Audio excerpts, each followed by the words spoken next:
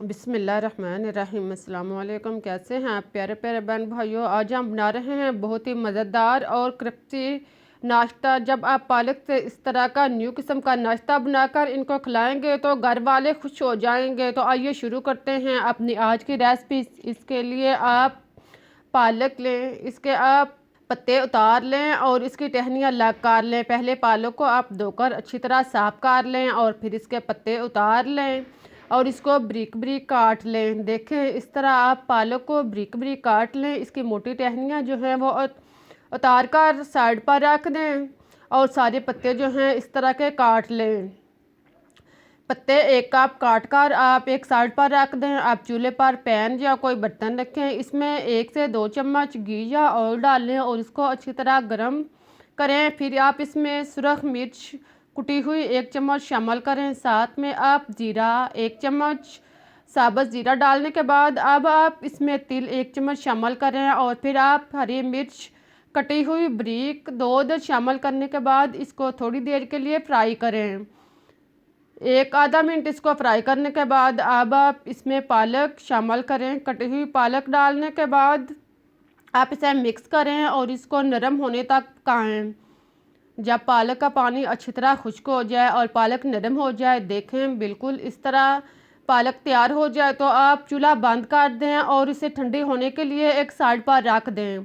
अब आप किसी बाउल या बर्तन में आधा कप गंदम का आटा इसे छान कर साफ़ कर लें, डालें और फिर साथ में आधा कप चावल का आटा शामिल कर लें और आधा कप बेसन शामिल कर लें।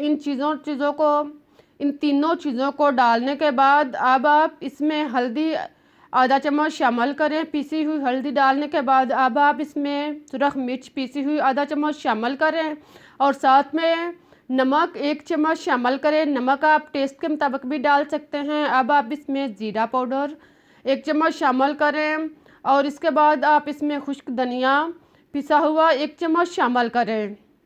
इन सब चीज़ों को डालने के बाद अब आप इसमें 1 अदद चाप प्याज शामिल करें। प्याज डालने के बाद अब आप इसमें गाजर 1 अदद, इसको आप क्रश कर लें।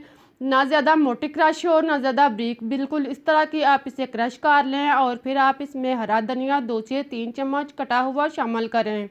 इन सब चीज़ों को डालने के बाद आप इसमें थोड़ा सा पानी लगाएं और इसको मिक्स कर लें। देखें, आप इसको चम्मच के साथ या हाथ के साथ खूब अच्छी तरह मिक्स कर लें। आप ज़रूरत के मुताबिक इसमें थोड़ा थोड़ा पानी लगाते जाएं और इसको अच्छी तरह मिक्स कर लें। इसका इस तरह का गाढ़ा सा महलूल सा तैयार करके रखें। जब आप इसे इस तरह का दरमियाने साइज़ का गाढ़ा तैयार कर लें तो आप इसे 10 मिनट के लिए ढाँप कर रख दें।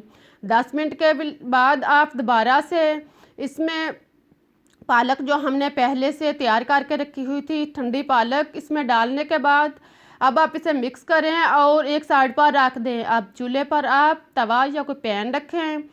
पैन या तवे में आप थोड़ा सा घी लगाएं 1 चम्मच।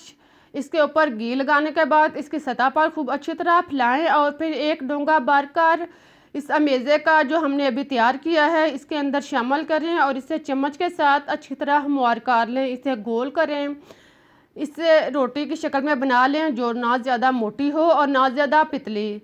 फिर आप इसको ढाँप कर 2 से 3 मिनट तक लो आंच पर पकाएं। 2-3 मिनट के बाद आप इसका ढक्कन उठाएं। आप देखेंगे कि आप रोटी जो है वो ऊपर से खुश्क हो चुकी है। जब इस तरह रोटी तैयार हो जाए तो आप इसके ऊपर थोड़ा सा ऑयल या घी लगाएं और फिर आप इसकी साइड चेंज कर दें।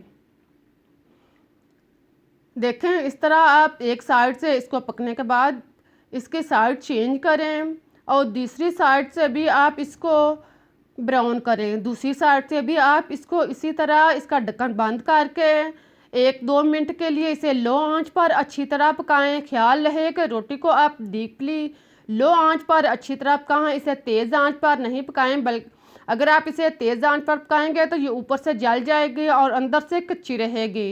इस तरह नाश्ता जो है वो क्रिस्पी तैयार नहीं होगा। बेहतरीन नाश्ता तैयार करने के लिए आप इसे लो आंच पर अच्छी तरह डीपली पकाएं। दोनों साइडों से आप 1-2 दफ़ा चेंज करें और फिर इसे निकाल लें। अब आप बाकी रोटियां भी इसी तरह तैयार कर लें।